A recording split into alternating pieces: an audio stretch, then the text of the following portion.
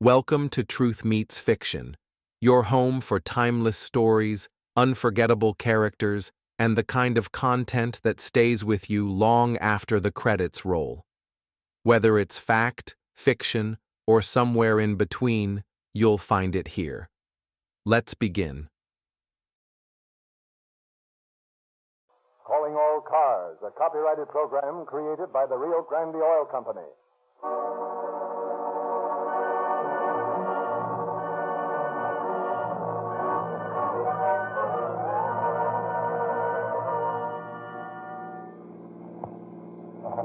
Calling all cars, attention all cars, broadcast 9. Regarding a young woman found murdered in Stone Canyon. That's all. Those are first.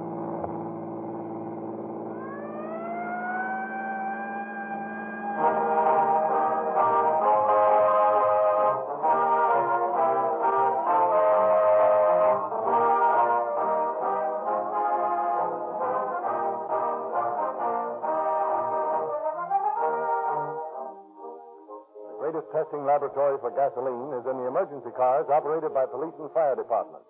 Cities and counties keep accurate cost records of these cars, and it is easy to tell which gasoline gives greater mileage. Emergency cars test gasolines over the same streets and roads that you travel on. So when we prove conclusively that more police and emergency cars use Rio Grande cracked than any other gasoline, we have definite proof that this same gasoline will also improve the performance of your car. You'll get greater speed because Rio Grande cracked has been chosen for the fastest cars on the highway. You'll get greater power, for the most powerful motors made are in the fire engines that use Rio Grande cracked gasoline. And you'll get more economical operation because cost records of the many cities and counties using Rio Grande cracked prove that this gasoline gives more miles in every gallon. So Rio Grande backs up its bid for your business with facts, not merely claims. The same gasoline that powers more police and emergency equipment than any other brand will actually improve the performance of your car. Rio Grande's independent dealers in every neighborhood offer you the same cracked gasoline that emergency cars use.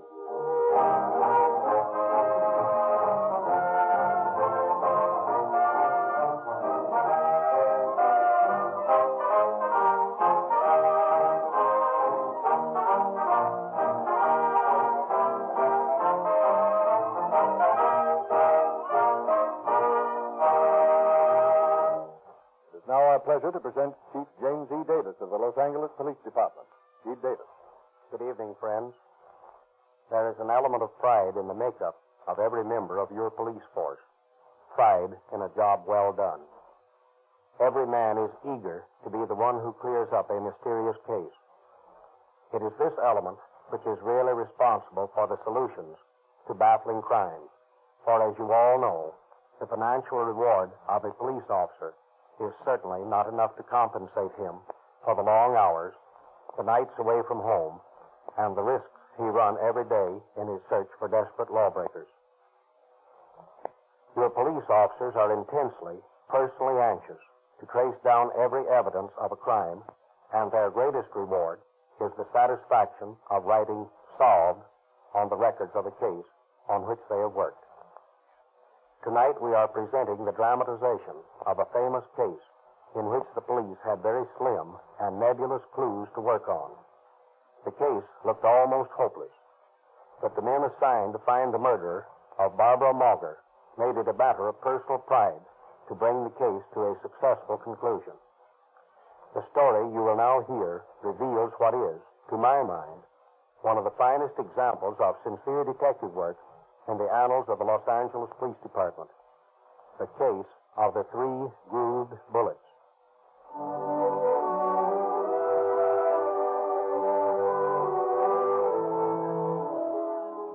Our story tonight opens in June of 1928, when pretty Barbara Mauger, a girl of 19, is chatting gaily in her apartment with Mrs. Roberts, her neighbor from across the hall.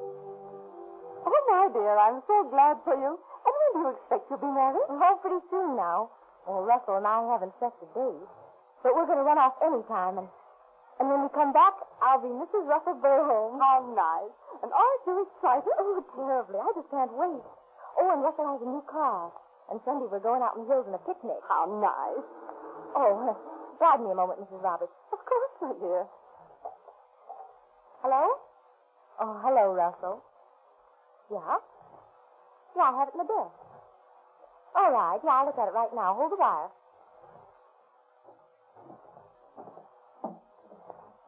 Oh, what's that? Don't be frightened, Mrs. Roberts. It's just Russell's gun. It's loaded. Let's see. Well, I can't make this out. Can you, Mrs. Roberts? Oh, don't point that at me. It's all right, really. Say, can you make out these numbers? I'm awfully afraid of guns. What do you want with a number? Well, Russell wants them, so he can get bullets for us. Bullets? Yeah. He wants to do some target practicing when we go on a picnic Sunday. Now, what do these numbers look like to you? Well, let's see. Oh, please, keep it pointed the other way. There. I'm sorry. Well, now, I'd say... That looks like a 3, doesn't it? Yes, that's right. And that's a 2. Yeah. And a 2 and a 0. 3220. That sounds right, doesn't it? Well, I don't know. Well, I'll ask him. Hello, Russell? Is 3220 the number you want? Yeah. Well, that's what it is, all right. Yes, darling. All right. I'll look for you later. Goodbye. And, Russell, I love you. My dear, get that gun out of the place as soon as you can. I tell you, I'm frightened of them. No good ever come of having a gun around the place.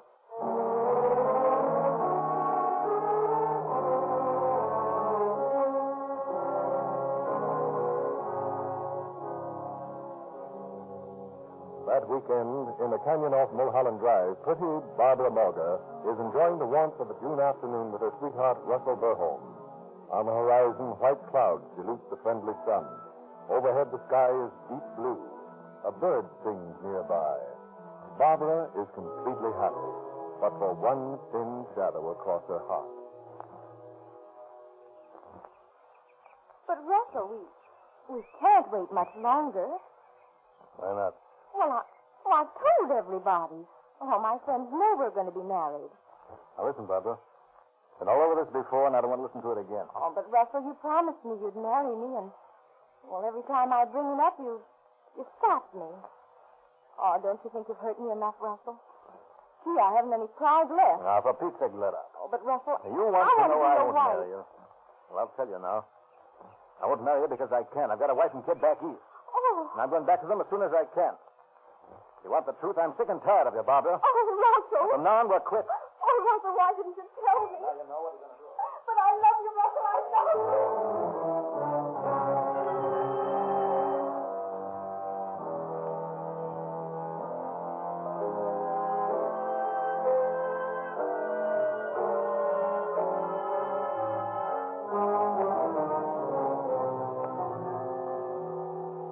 That was in June. For more than 2 months, no one apparently missed Barbara Morga. At least her disappearance was not reported to the police. And then, on the afternoon of August 2nd, 1928, as Detective Lieutenant Frank B. Condaffer of the Homicide Squad is standing watch at the headquarters. Homicide Squad, Condaffer speaking. Hello, Condaffer. This is Bergendorf of the Fire Department Mountain Patrol. Yeah? Listen, we just found a dead body in the underbrush near the bottom of Stone Canyon, up off Mulholland Drive. Yeah. Dead long? Pretty long. Young woman. Looks like murder to me. Okay, Bergendorf. I'll get Sanderson, my partner, and we'll be right out.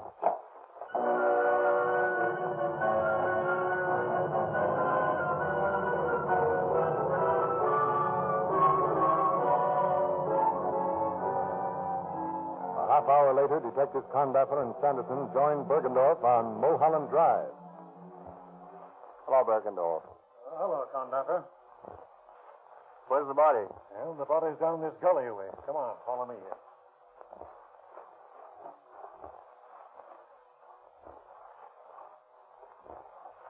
Well, boys, here we are. Yeah, who found it? We did. My name is Vernon Johnson, and this is my pal, Edgy Hitchcock.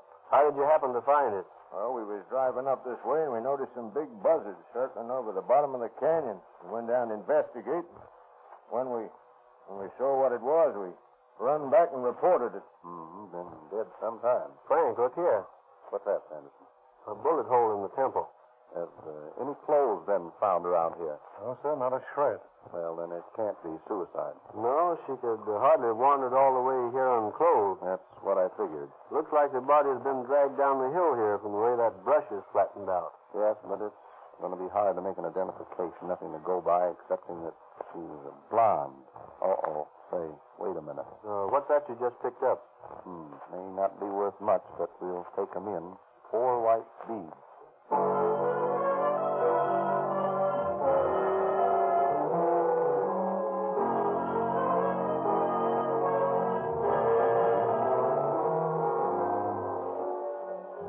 Detectives Sanderson and Condapper return to headquarters, and for hours they pore over the files of the Missing Persons Bureau. But their search seems doomed to failure. Well, this looks pretty hopeless. Yep, not a description here that I've seen that'll fit the body we found there. You still got the beads? Yeah, a lot of good they'll do. You'll find they're not large enough to take fingerprints from, and if they were, these prints would probably only be those of the girl. It looks like this is just another unexplained murder.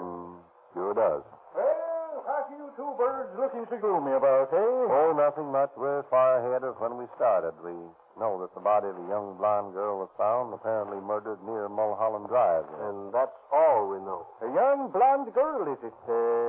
How old? Oh, I should say between 19 and 21. Wait a minute now, wait a minute. Seems to me I heard something about a young blonde girl being missing. You did? Where?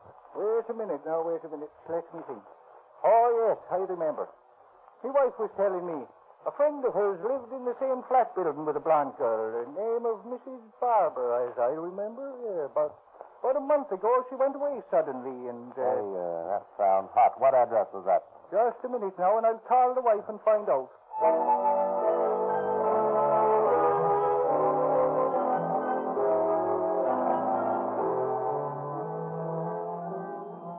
A short while later, Condapper and Sanderson visit the landlady of the flat building to which their friend directs them. So you see, lady, if you could give us a line on this Miss Barber, it might help us a lot. Well, you're mistaken in the name. No one by the name of Miss Barber ever lived here.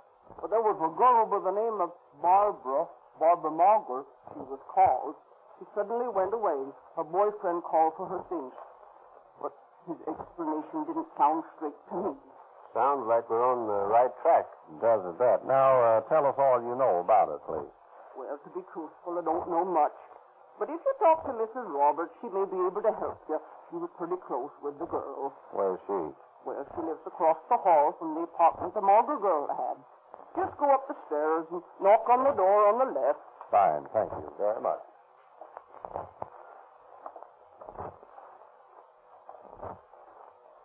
There we are. There's the name on the door, Mrs. Roberts.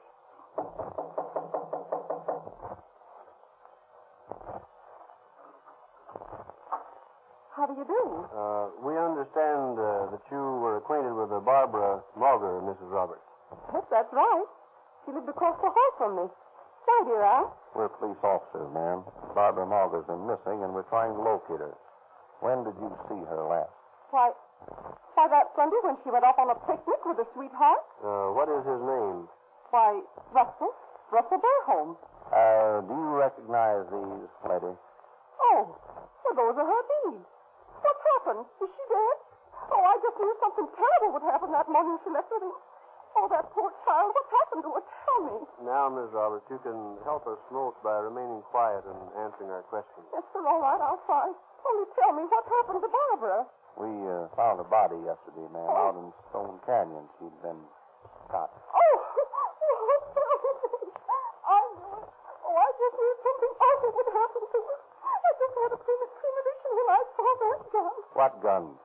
The gun that belonged to her sweetheart, Russell. She had it here. What was she doing with the gun? Well, she said that Russell had left it with her. One day, the day before she went on the picnic it was, I was in there with her when Russell called and asked her to read him the number on it so we could buy some bullets. I'd help make out the number. Now, Mrs. Roberts, please, you must help us here. How long did you know Barbara Morgan, Miss Roberts?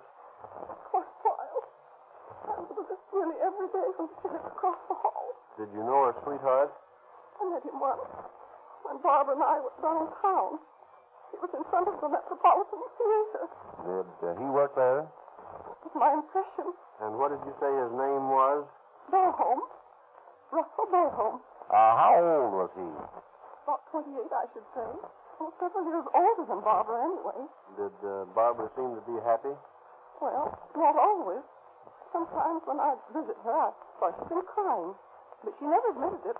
She was always excited about getting married. Oh, she was engaged to this Burholm then. Oh, yes.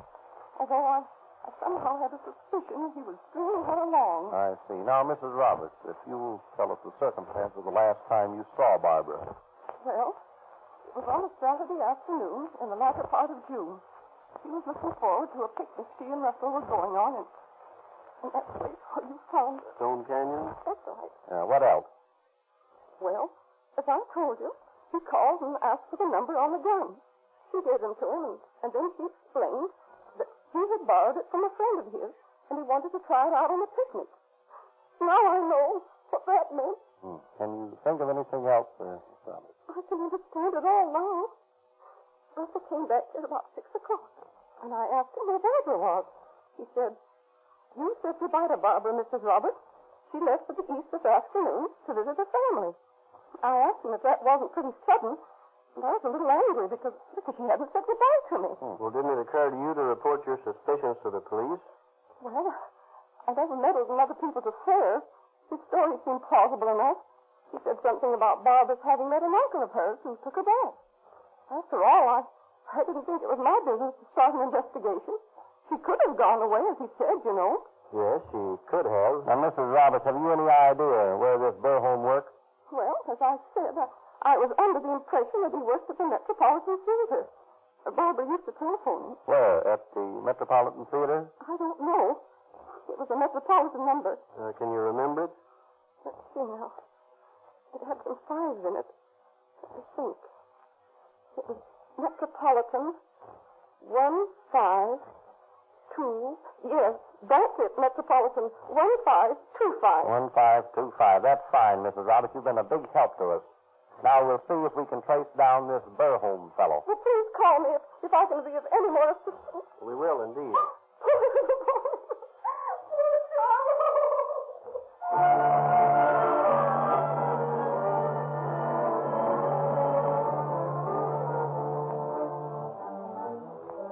Detectives Condafer and Sanderson drive immediately to the Metropolitan Theater. At the stage door, they ask for the stage manager.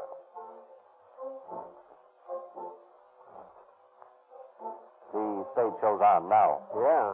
Come on, let's get a look. I always get a kick out of being backstage. Wait a minute. I got an idea. What's that? You better not let this guy know we're detectives. Might show our hands. Yeah, that's a good idea. We'll just act like we're friends of Burholm's. Okay, but wait a minute. This must be the guy now. You want to see me? Yes, we're looking for a man by the name of Burholm. He works here. Burholm? Never heard of him. Well, you see, he works here. Not here, buddy. Oh. That's funny. Are you positive? Couldn't he be one of the motion picture operators? Hey, listen, don't you suppose I know my own employees? Yes, but There's nobody here by that name. Somebody's giving you a bum steer, that's all. Well, has anybody by that name worked here in the last couple of No, months? I tell you, I'm busy. I got a show to put on. I can't stand here all night answering dumb questions. There's sort of the guy, isn't he? Yeah. Well, we're out on the limb again. Let's look up this number Ms. Roberts gave us. Okay, there's a phone over here by the wall. Let's see now. JCLM. Here we are. Metropolitan Theater. What was that number? Metropolitan 1525. That's not the number of the theater. It isn't. Let me see. No, but look. It is the number of the engine room of the Metropolitan building. Well, now that's getting closer. Let's go down there right now.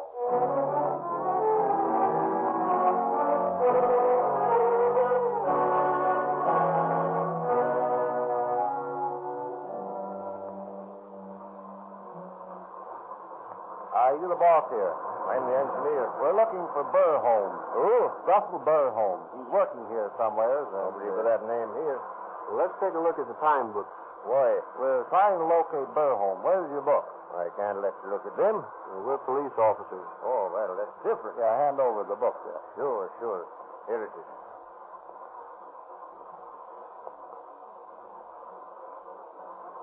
Find anything, Frank? No burr home listed here in the past 6 months. Say, he had a cooling system put in here a while back. Maybe your man worked on that crew. Maybe. What's the company? It was the Macintosh Engineering Company. You might see the foreman of the installation gang. They're putting in the system in the barroom at the Biltmore now. Well, thanks. We'll go over there and talk to him.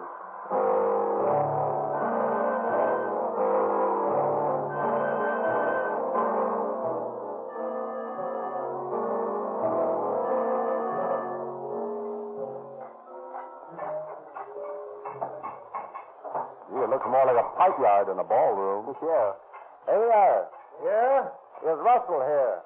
Russell? No, he's not working on this job. Oh, that's too bad. We're friends of his. We're leaving for San Diego this afternoon. We wanted to see him before we left. Well, you can catch him at the office. I know he's there today. Okay, thanks. We'll drop by the office.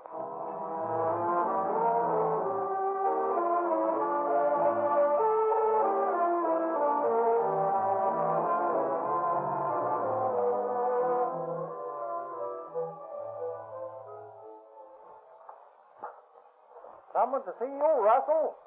Right this way, please. Huh? We're off the burr home. Come along with us. Yeah, I thought so. What do you mean? Yeah, I read in the papers about a body being found.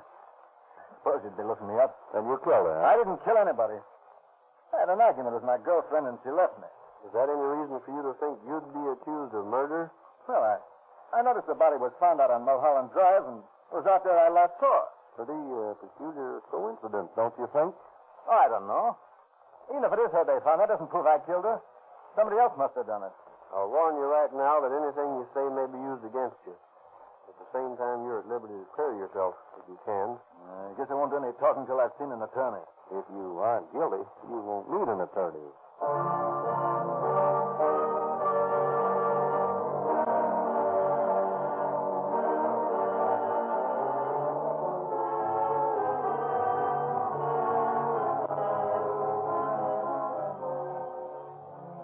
A few hours later, accompanied by a police stenographer who makes surreptitious notes from the front seat of the police car, Conductor and Sanderson drive Burr home to the scene of the crime. They question him en route.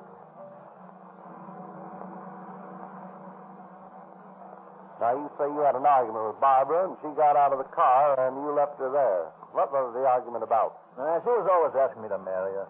I told her I wouldn't. Why? I couldn't. Why not? Because I'm already married. Oh, I see. Then you had a motive. Now, what do you mean, motive? I told you I didn't kill her. Where did you first meet her? Department store in Philadelphia. They both worked there. What name did you go by when you worked in Philadelphia? Burholm? No. No, my own name.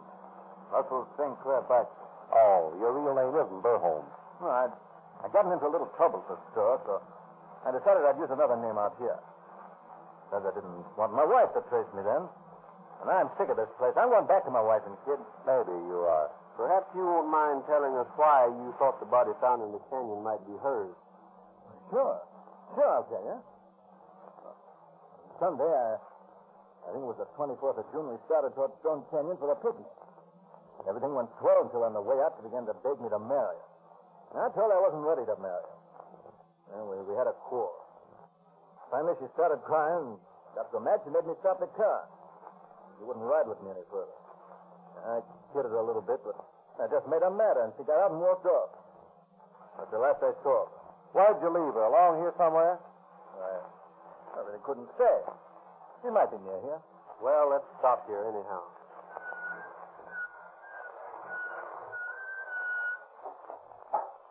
Get out, Burholm, or Beitzel, or whatever your name is. Now, you say you left Barbara Margot on the road along here. Yeah, she said she'd get home all right. She said someone would come along and give her a lift. You haven't seen her since, and it's been over a month.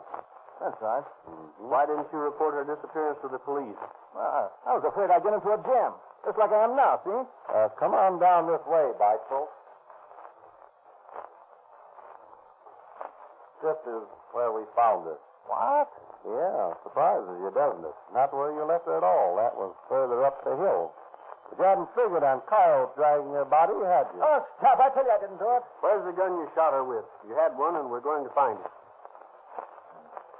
Sure I had a gun. Yeah. I brought along for target shooting. Your aim must have been very good. What did you shoot at? Nothing in particular. A couple of birds, that's all. Yeah, what you really mean is you murdered her, stripped her body, and left it up the hill there. I did not. Where's the gun you used for target practice? In my desk. I borrowed it from a friend. I thought I might buy it, but I decided not to. Naturally, having no further use for it, what did you do with the clothes and things you removed from her apartment? Well, I bundled them up and shipped them away. Where to? Why, I just sent them up to some town in Arizona. Phoenix, I believe. To what name? I can't remember. But I put a shadow return address in the package. Well, what was the idea of that? I thought I could get him back again if she ever came or wrote for him. Come on now, Beitzel. You must realize your story is pretty thin. Won't hold water at all. That's my story. Yes, and you're stuck with it. I haven't anything to worry about. You may have before you're through, young fellow.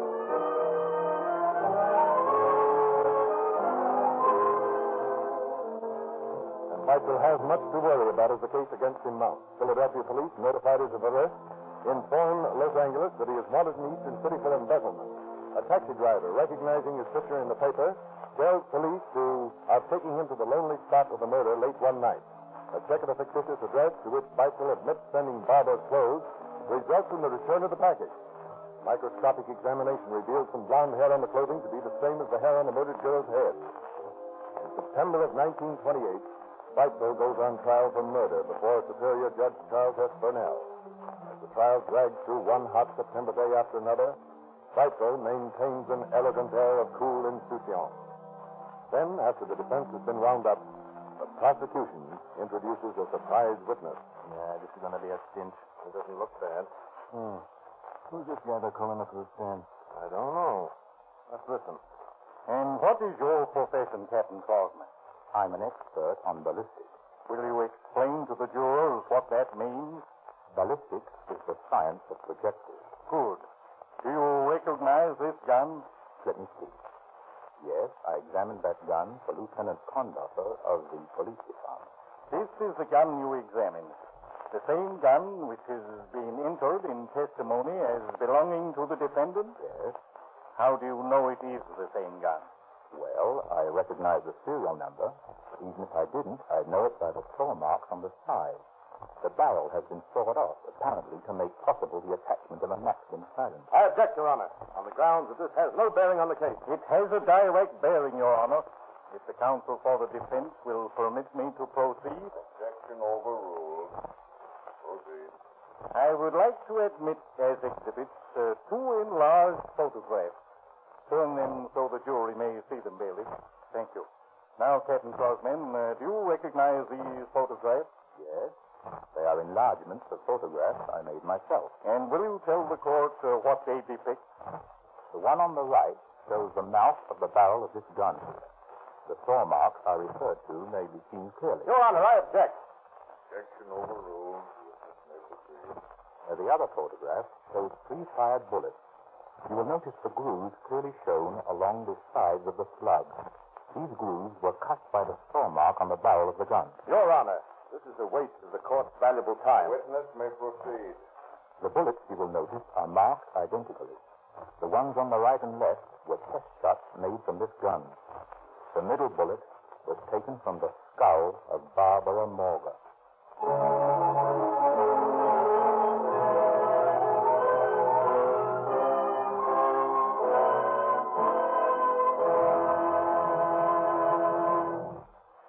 Nothing could save Beitzel after the unimpeachable testimony of the ballistics expert. And the jury of 5 women and 7 men found him guilty of murder in the first degree. On September 28, 1928, Judge Burnell sentenced Beitzel to hang by the neck until dead. And on August 2nd, 1929, Russell St. Clair Beitzel paid his ultimate debt to society for his crime. Thank you, Chief Judge.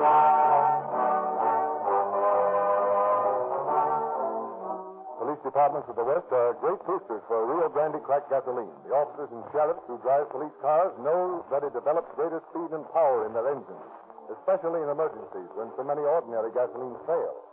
The recommendations of these police officers and sheriffs have caused thousands of motorists to try Rio Grande cracked gasoline. with such satisfactory results that Rio Grande is leading all gasoline companies in percentage of sales increase.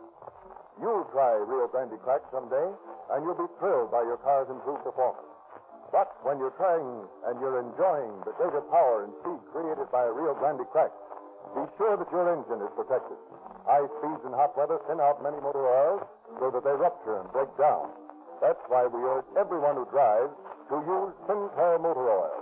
Sinclair, Pennsylvania, and Opaline motor oils provide a guaranteed film of protection that never breaks down at any speed. Because all impurities, wax and petroleum jelly, are extracted from Sinclair motor oils, you can use a lighter grade, which makes your engine run smoother with less drag. You use less oil because the impurities that burn and form carbon are already extracted. Fill your crankcase with Sinclair motor oil. Fill your crankcase with Sinclair motor oil from refinery-sealed tamper-proof tins, sold by all Rio Grande dealers. When you drive in tomorrow, also ask for your free copy of the latest Calling All Cars news, which illustrates the complete junior detective outfit that Rio Grande is giving away free to all boys and girls. Every story leaves a trace, some in history, others in the shadows. If this one made you think, question, or shiver just a little, you're in the right place. This is Truth Meets Fiction. Until next time, stay curious, stay sharp, and don't believe everything you're told.